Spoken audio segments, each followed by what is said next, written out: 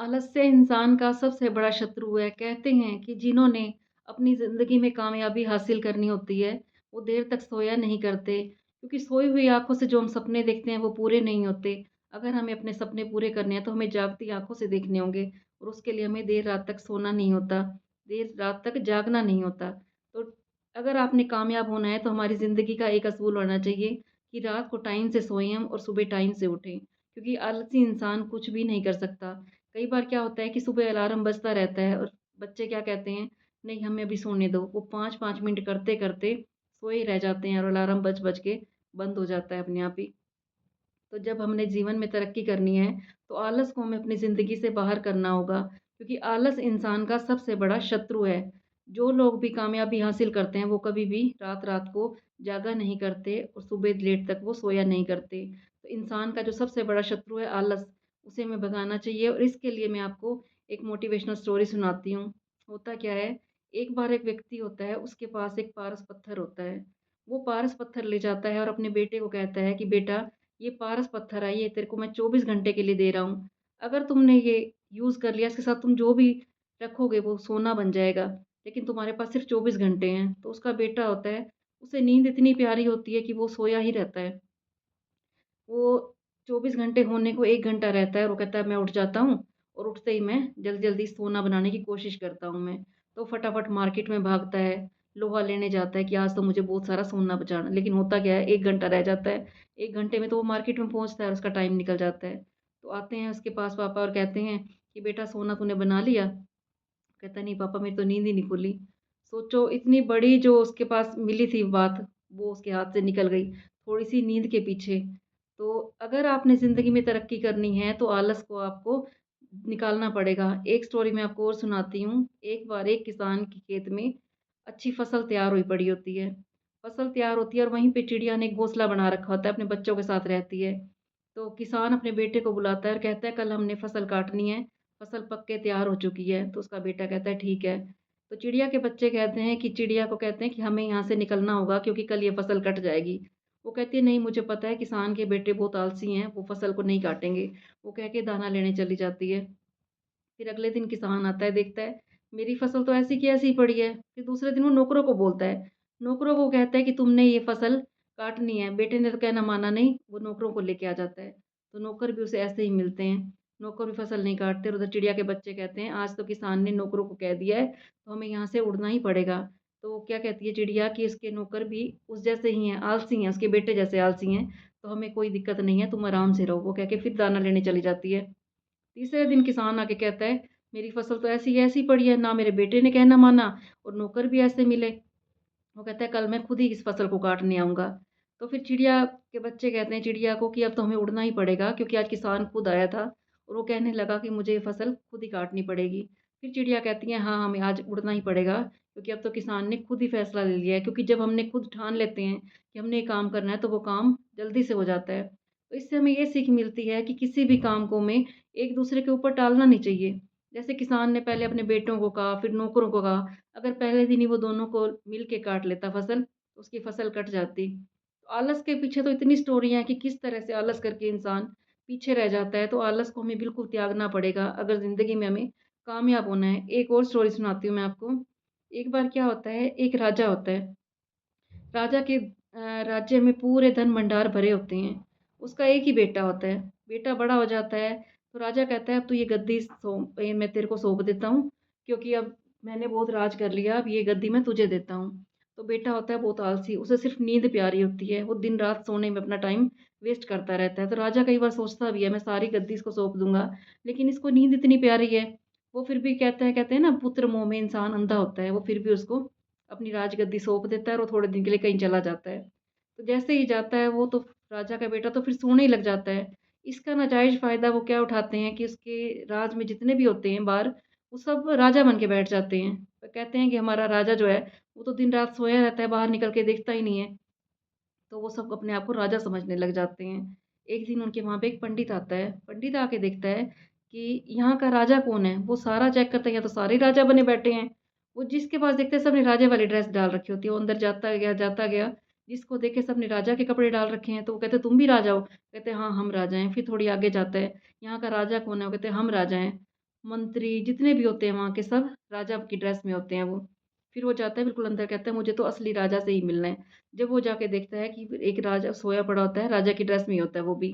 तो कहता है कि मुझे तुमसे मिलना है। वो कहता है नहीं मुझे अभी नींद आई है, मुझे सोने दो तुम, मुझे नींद बड़ी प्यारी है। तो वो कहता है नहीं मैं तुमसे मिल के जाऊँगा, मैं यहाँ का पंडित हूँ, मेरे से 2 मिनट के लिए बात करो, मैंने तुम्हें कुछ दिखाना है। वो कहता है ठीक है दिखाओ क्या दिखाना है। वो बाहर ले जाता है उसको और वो जो राजा का बेटा होता है वो देख के हैरान हो जाता है कि सारे ही उसी की ड्रेस में बैठे हैं। जितने उसके मंत्री उसने लगा रखे होते हैं या काम करने वाले होते हैं उसके राज में, सबने राजा की ड्रेस बनी होती है। वो देख के हैरान हो जाता है कि मेरे और उनमें तो कोई फ़र्क ही नहीं है और इतना नाजायज़ फ़ायदा उठा रहे हैं, मेरी नींद का और मेरे आलस का।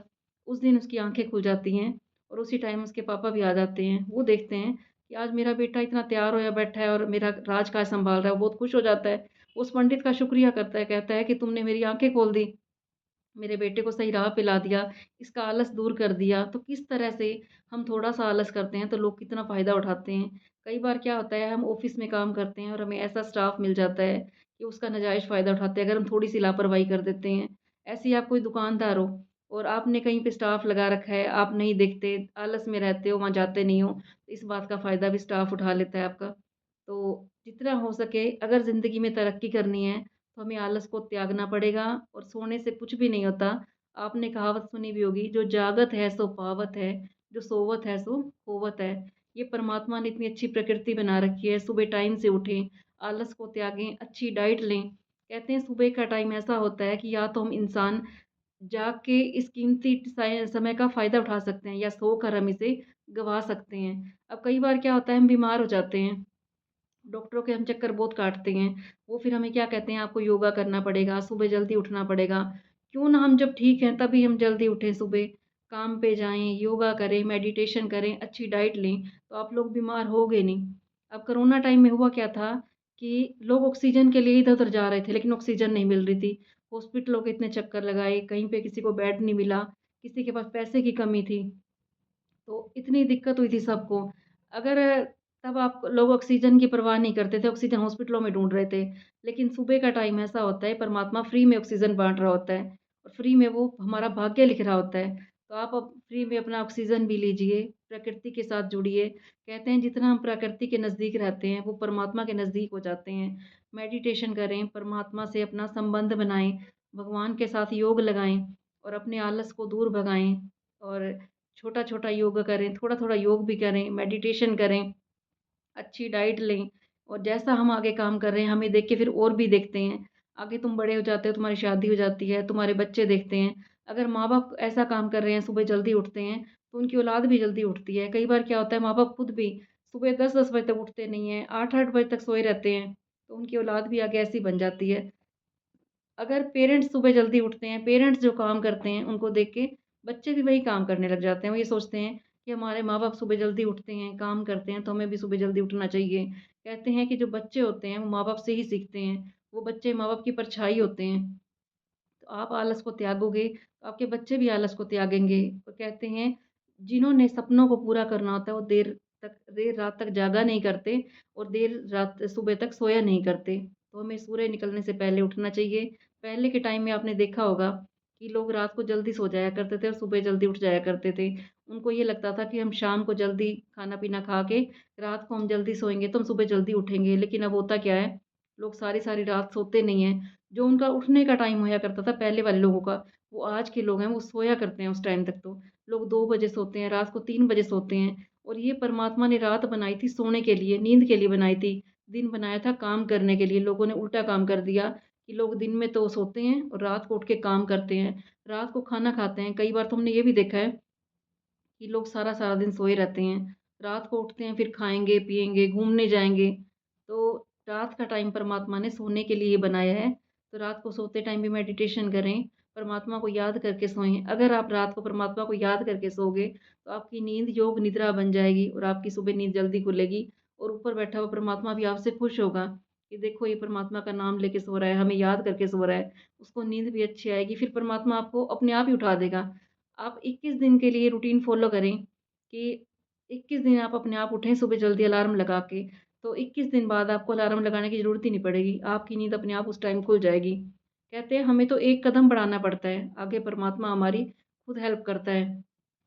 21 दिन का रूटीन फ़ॉलो करके देखें आप, फिर आपकी नींद उसी टाइम खुल जाएगी। अगर आपने 4 बजे उठना है, तो 4 बजे आपकी नींद खुल जाएगी। सुबह जब हम उठते हैं तो हमारे 2 मन होते हैं, एक मन तो कहता है कि तुम सोए रहो, बड़ा मज़ा आ रहा है। जो दूसरा मन है वो क्या कहता है कि सुबह जल्दी उठ जाओ, काम पे जाना है, तुम्हें अपने स्वास्थ्य का ध्यान रखना है। अब ये आपके ऊपर है कि तुमने कौन से मन की सुननी है। अगर आपने सोने की मन की सुन ली, तो सोते ही रह जाओगे, अपने सपने पूरे नहीं कर सकोगे। और अगर आपने उस मन की सुन ली, जो तुम्हें कह रहा है सुबह जल्दी उठ जाओ, प्राणायाम कर लो, योगा कर लो, अपने काम पे जाना है, तो आप कामयाब हो जाओगे।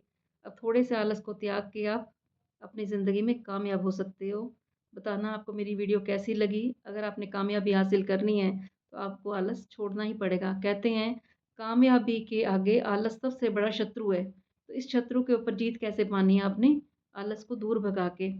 उम्मीद करती हूँ आपको मेरी वीडियो अच्छी लगी होगी तो इसे आगे भी शेयर कर देना और जिसने अभी तक मेरे चैनल को सब्सक्राइब ना किया हो वो सब्सक्राइब भी कर लेना। कल फिर आऊँगी मैं आपके पास एक और मोटिवेशनल वीडियो लेके, तो बताना आपको मेरी वीडियो कैसी लगी है।